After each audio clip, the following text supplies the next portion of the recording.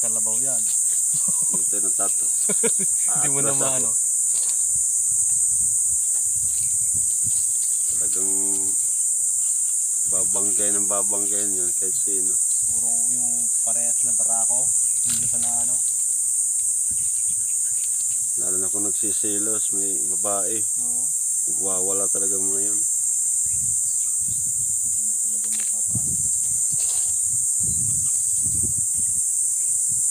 Iyot na pala yung lalaki eh.